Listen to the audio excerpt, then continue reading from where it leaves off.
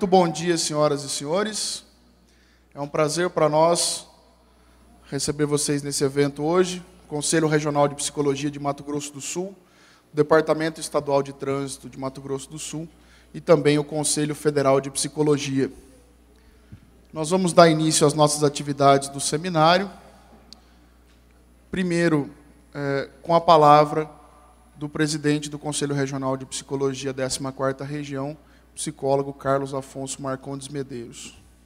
Bom dia, colegas, estudantes, professor Fabian. Nós queremos agradecer, dar boas-vindas a vocês, agradecer a presença e, em especial, agradecer nossos palestrantes, o professor Fabian, que é professor lá na faculdade onde eu me formei, né? E também a professora Gislene, que vai estar mais tarde aqui com vocês. Dizer que nós agradecemos a essa parceria com o Detran, muito importante para o Conselho de Psicologia, para os profissionais, parabenizar a organização do evento na pessoa do Renan e os nossos colegas funcionários do Conselho, que a gente vem trabalhando incessantemente para poder trazer à categoria informações, debates, discussões importantes para o crescimento da nossa profissão no estado de Mato Grosso do Sul. Essa semana esse é o segundo evento, né? Inclusive organizado pelo Renan. Nós tivemos uma oficina nas segunda-feiras de emergência e desastres. E eu quero dizer para vocês que este é um ano muito especial para a nossa profissão no Brasil. São as comemorações dos 50 anos da psicologia e nós estamos trabalhando muito para poder organizar os eventos comemorativos dos 50 anos em Mato Grosso do Sul. Isto vem acontecendo com a criação de uma comissão ampliada que está organizando esses trabalhos.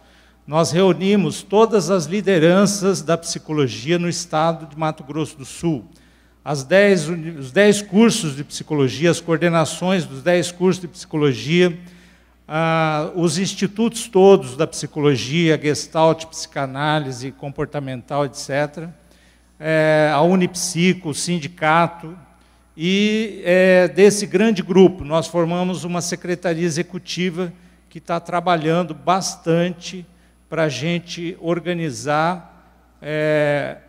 tanto os eventos nas faculdades, nas universidades, vocês poderão estar acompanhando através do nosso site a programação, como também no dia 14 de agosto, nós vamos ter na Assembleia Legislativa uma sessão solene com a presença do presidente do Conselho Federal de Psicologia, e a psicologia brasileira será homenageada neste dia. Então, nós pedimos a vocês que colaborem com a nossa profissão e participem no dia 14, na Assembleia Legislativa, às 14 horas.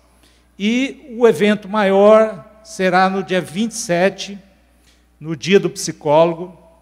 Às 14 horas, nós vamos ter o lançamento de um livro no Palácio Popular da Cultura, um livro da educação, um livro do Conselho, escrito por vários autores. Vamos ter outros lançamentos de livros também, né, nesse horário, das 14 até as 16, 17 horas. E à noite, nós vamos ter uma festa, né, uma noite de homenagens aos pioneiros da psicologia em Mato Grosso do Sul, a personalidades importantes do nosso estado, que ajudam a construir, né, o bem comum à nossa população sul-mato-grossense. Vamos ter uma palestra magna com o nosso colega Mário César Ferreira, ele que estudou aqui, foi nosso aluno aqui na antiga FUCMAT, hoje o CDB. Ele é professor da UNB, professor livre-docente pela Sorbonne. Ele trabalha na área de psicologia do trabalho, organizacional do trabalho, tem vários livros publicados e vai lançar um livro novo dele aqui sobre qualidade de vida no trabalho.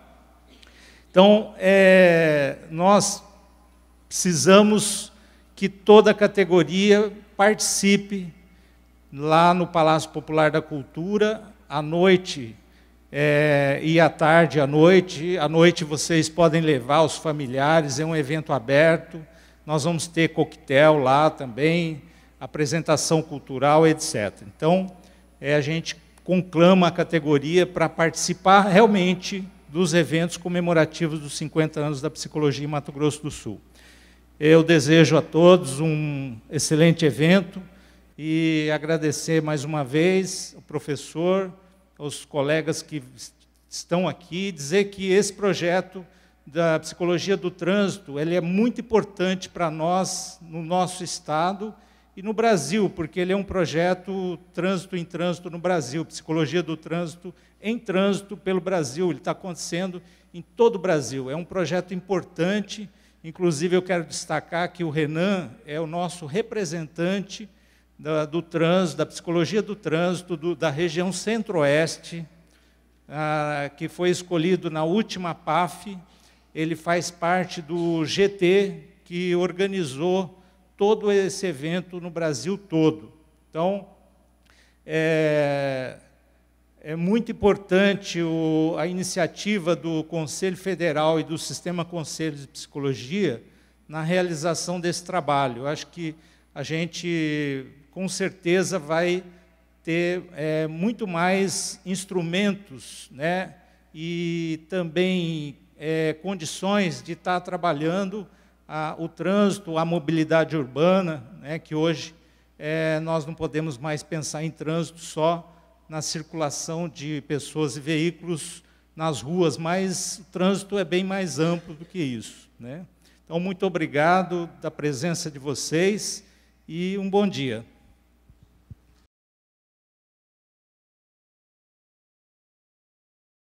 É muito importante a gente reconhecer esse trabalho.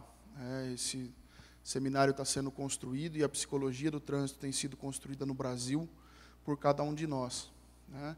E por pessoas que se dedicam a esse tema aí, que é de tanto tamanha importância e que ainda, né, às vezes é relegado a segundo plano, infelizmente. A gente tem tentado dar à psicologia do trânsito a luz que ela precisa e que ela merece, né?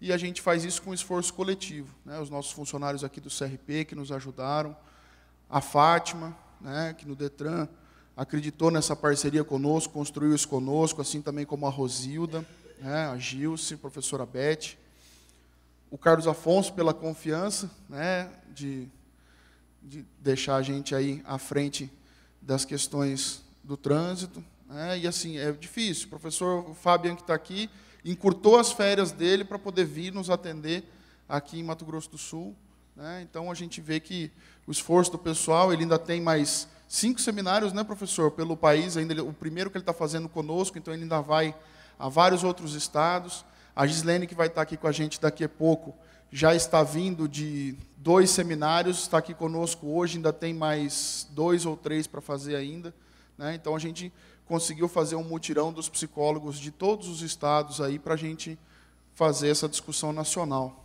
né? Então, estamos aí construindo esse momento que para nós é tão importante, né? Eu vou falar bastante de história para alguns que já fazem parte dessa história da psicologia do trânsito, pode ser até um pouco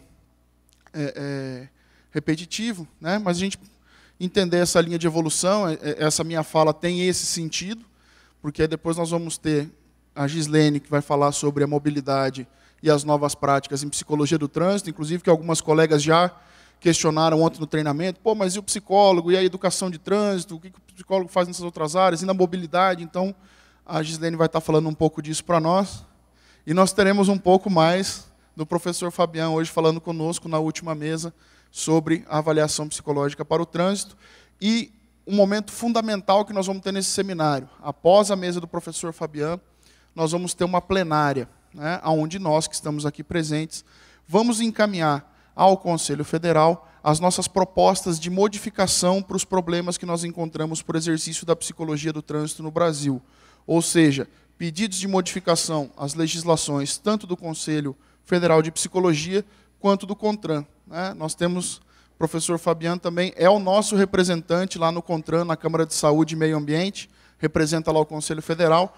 Então, isso vai ser feito em todo o Brasil e no seminário online que nós vamos ter para finalizar esse seminário, vai ser entregue ao nosso presidente do Federal, Humberto Verona, para que ele dê o encaminhamento desses pedidos nossos aí dos psicólogos de todo o Brasil, para que a gente possa fazer a psicologia do trânsito crescer e evoluir. Muito bem. Nós iniciamos, né, sempre falando do trânsito com a questão do automóvel. E aí a gente vai pensar um pouco na história, no próprio desenvolvimento do nosso país. Então, de 1903 até 1960, a gente tem as cidades que eram as chamadas pré-automotivas, ou seja, onde a gente tinha a concentração da população ainda no ambiente rural, né, com aquelas famílias numerosas, isso ainda um pouco o Brasil mais interiorizado. E aí, em 60, a gente começou a ter essa grande escalada dos automóveis e escolhemos um modelo, né, um modelo norte-americano que nós temos baseado nos veículos e que aí veio a trazer para nós as cidades automotivas. Eu conversava com meus alunos agora há pouco em Psicologia do Trânsito, falando para eles, né, as nossas cidades são tão voltadas para o automóvel, que se a gente for parar para pensar, nós temos asfalto na cidade quase toda, e não temos calçada nela quase toda, né? Então, muitas vezes a gente centra no veículo e a gente ainda deixa o próprio pedestre, o próprio ciclista, né, um pouco de lado. Então, as nossas cidades são muito voltadas para o automóvel. A Gislene vai falar mais disso com vocês, né? Então, a gente começa a pensar nesse sentido, né? E aí a gente tem também, em 62, o reconhecimento da profissão de psicologia, que veio a agendar o nosso trabalho aí, que já estava andando, né, com avaliação para o trânsito antes disso. Então, nós vemos lá, em 1910, a primeira lei de trânsito no Brasil, ou seja, a primeira, né, os automóveis aí no final de 1800 começaram a rodar, e aí nessa época, ou seja, como é que é? Quem podia conduzir, a pessoa ia, comprava o carro, tinha uma seleção desse motorista, não tinha o que podia, o que não podia, né? Começou a se pensar nisso aí. E a seleção para o trânsito, não necessariamente para os motoristas, veio em 1910 com o Musterberg lá em Nova York, fazendo a variação dos motoristas de bonde, né? Então já começou por aí nessa época, né? Então ele usou lá testes de habilidades e inteligência, né, fazendo a avaliação psicológica como requisito para a condução dos bondes, já nesse ponto. Em 1913, né, a gente já tinha aqui o Roberto Mange, engenheiro Roberto Mange, porque a psicologia do trânsito começou com os engenheiros, então os engenheiros é que se encarregavam dessa questão da avaliação dos condutores, ainda muito ligado ao trabalho, aos fatores, né, inclusive em relação aos ferroviários que a gente tinha, ou seja, os engenheiros é que começaram a desenvolver, a gente vai ver isso aí até que a psicologia se consolidou como profissão, né? Então, legislação dessa época. A ninguém é permitido conduzir automóvel sem que se ache munido de uma carta de habilitação concedida pela prefeitura, depois do exame do qual o peticionário mostre conhecer todos os órgãos do aparelho e a forma de manobrar, assim como possua os requisitos necessários de prudência, sangue frio e visualidade, né? Olha do que a gente está falando. Quer dizer, então ele tinha que conhecer o automóvel, as partes, como é que ele mexia no automóvel, né? E requisitos necessários, a prudência, o sangue frio e a visualidade. Como é que a gente mede sangue frio? Né? Quer dizer, como é que fazia-se isso? Quer dizer, mas já se começava a pensar, ou seja, que não era um simples ato, né? Não é um aparelho como outro comum, como um eletrodoméstico, ou como... Não, já se pensava, ou seja, que era realmente complexo. A prudência, né? Porque era uma máquina, ou seja, uma máquina para ser operada, colocava em risco o seu operador, as outras pessoas, né? Então, era necessário isso. A visualidade, né, ainda aparecendo a visão muito aqui, inclusive nas primeiras publicações que a gente teve no Brasil, isso era ainda muito visível na psicologia, né?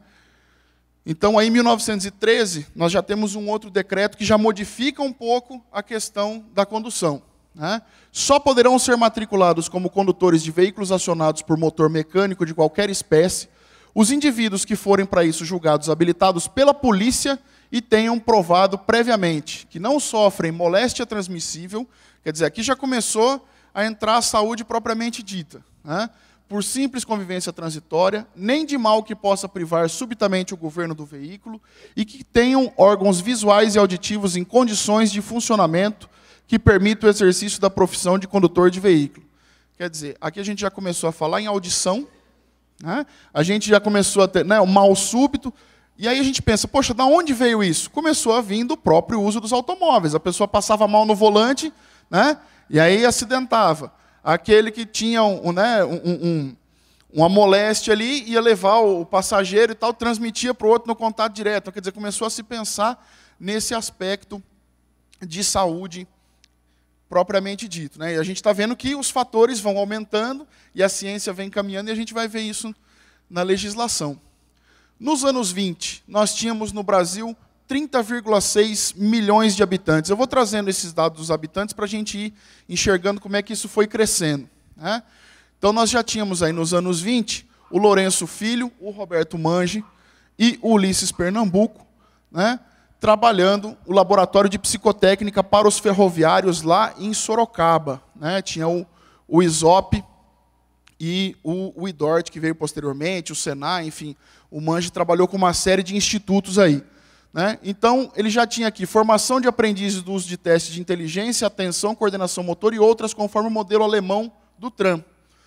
Porque aqui nessa época a gente ainda não tinha testes nossos, então eles ainda estavam trazendo, né? Vamos falar aqui um pouco do pessoal da França, da Alemanha, do próprio Mirai Lopes, aí, né, hispano-brasileiro, que também contribuiu muito com o modelo do trânsito aí. Aí, nos anos 30, né, fundação do Instituto de Organização Racional do Trânsito, IDORT, para prestação de serviços relacionados ao fator humano no trabalho.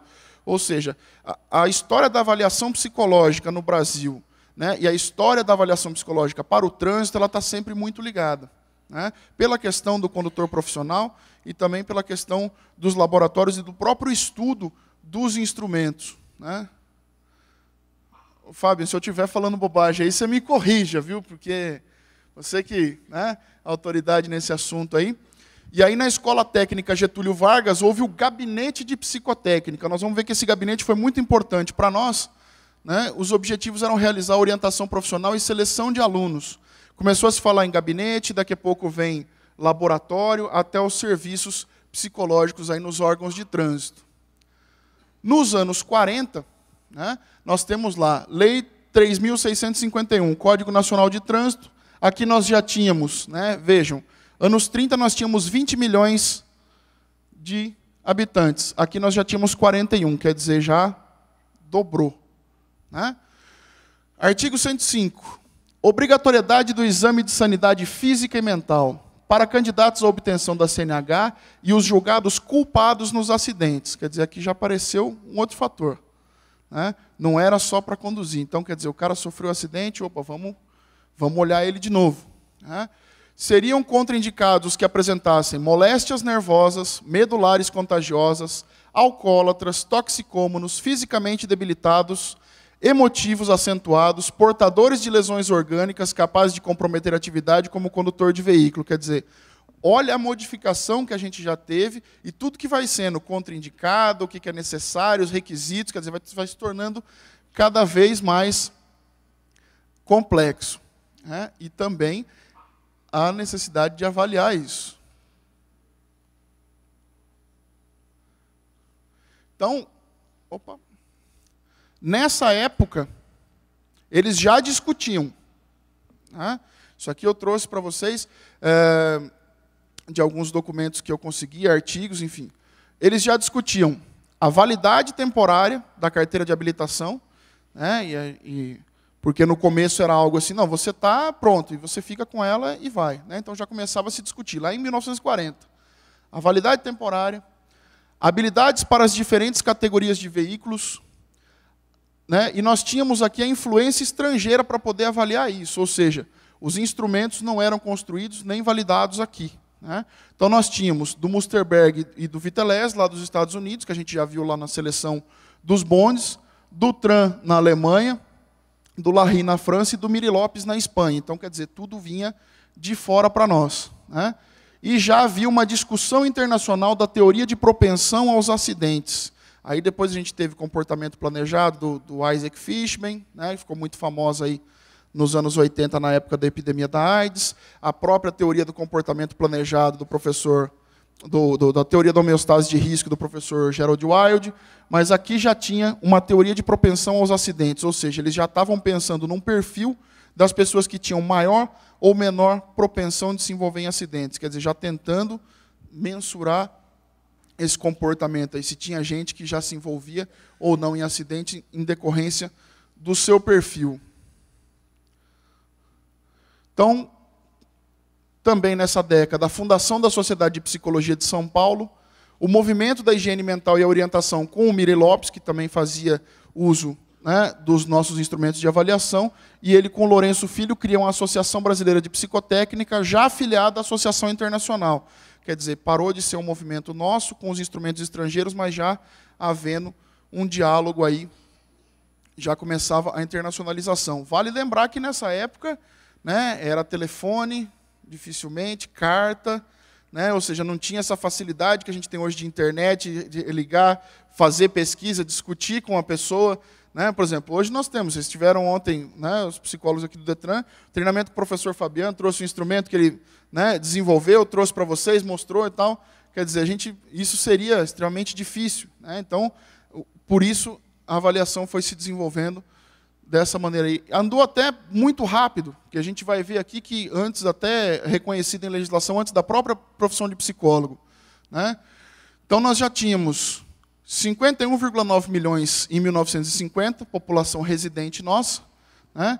E aí, nesse período, começou a se multiplicarem as instituições, associações de pesquisadores e núcleos de estudos nos diversos estados do país. Quer dizer, a psicologia já começou a ganhar uma cara, né? Se desgrudar da filosofia, um pouco da pedagogia, dessa parte da engenharia, né? Então, os centros de pesquisa em trânsito já começaram a existir nos anos 50, na Inglaterra, na Alemanha, Áustria, Holanda, França, Canadá, Estados Unidos. Quer dizer, já começou a se pensar o trânsito de uma maneira, né, multidisciplinar e específica para resolver a seleção de seus motoristas, cuidar, né, dos acidentes. Quer dizer, já estava se tornando um assunto de estudo lá em 50.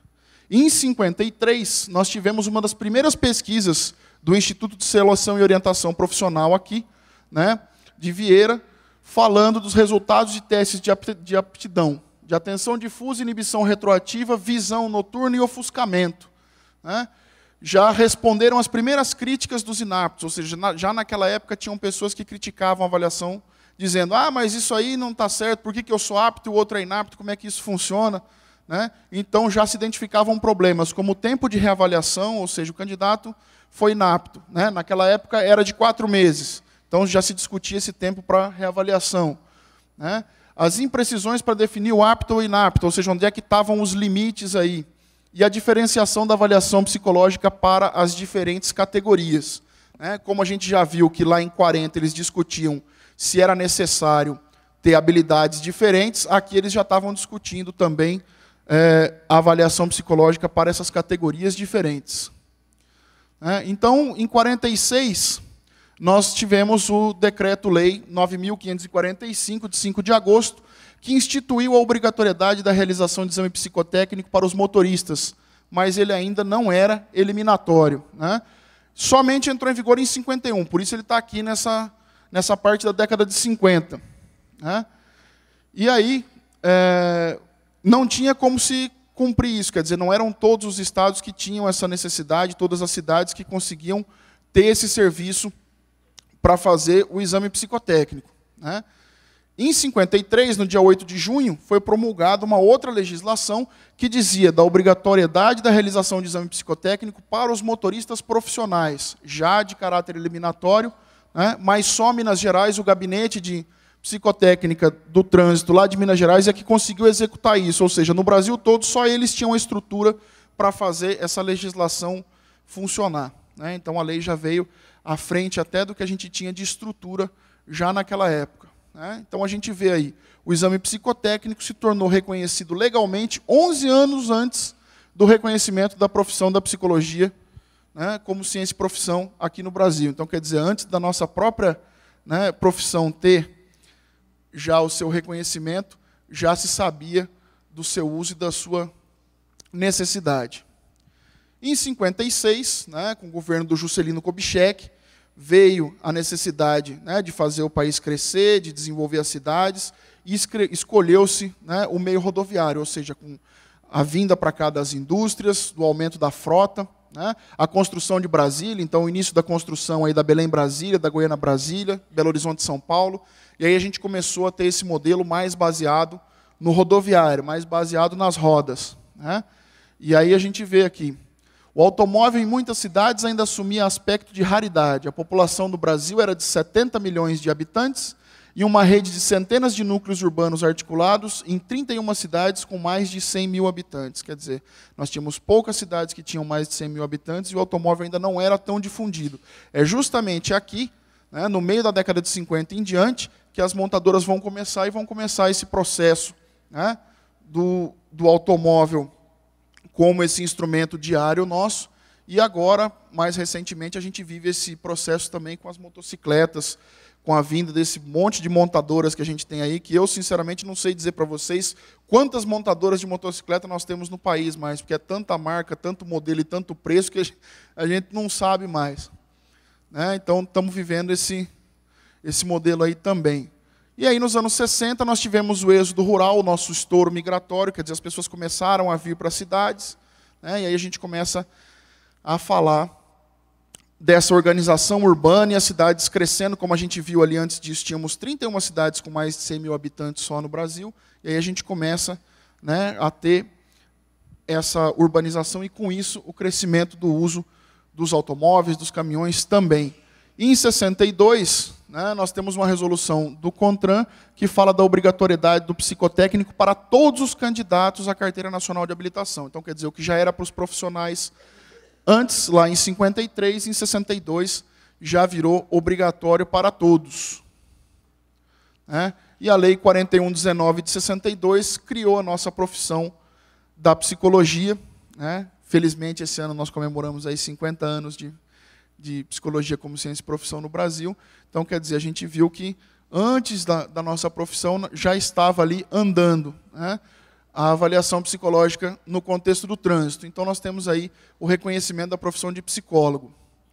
Em 64, foi regulamentada a Lei 4119, né, tivemos a instalação do regime militar também. Então, quer dizer, a gente teve aí um bom período da psicologia, que era considerada, inclusive, por muitos como uma profissão, né, subversiva, que, né, mexia com algumas coisas de esfera mental, que mexia com o pensamento das pessoas, que podia, né, fazer coisas aí, inclusive voltar contra o regime e tal, né, que eu digo o pessoal da psicologia social aí, que foi muito perseguido, a Silvia Lani, o pessoal, né, que trabalhava nessa época aí, teve muitos problemas por conta do regime, né? Então, tínhamos aí o trabalho com os motoristas, uso de testes de resistência ao ofuscamento, acuidade visual diurna e noturna. Então, antes ele falava em noturna, aqui já fala em diurna também. Motricidade, o PMK e as dinâmicas de grupo aparecendo aqui também nos anos 60. Em 68,